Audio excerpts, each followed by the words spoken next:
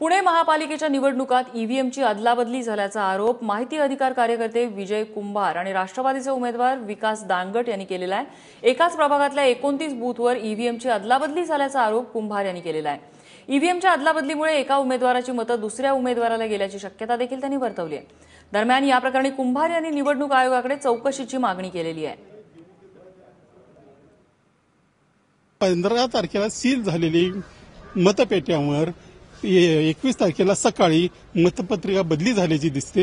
हे कुठे झालं, कुणी केलं, कशामुळे झालं आणि याच्यातून जर या सगळ्या गोष्टीला फक्त प्रशासकीय चूक असं जर म्हणत असतील तर मग एकूणच मतप्रक्रियेवर ताशेरे ओढावे लागतील। कारण असं असेल तर संपूर्ण स्टाफ हा अंडर ट्रेंड होता असं म्हणावं लागेल। पण असं म्हणणं फारच धाडसाचं ठरेल। सगळं काही होतं ह्या मतपत्रिकांवर हेराफेरी करण्यात आली, कसं केली याचं आता निवडणूक आयोगाने उत्तर द्यायचं आहे।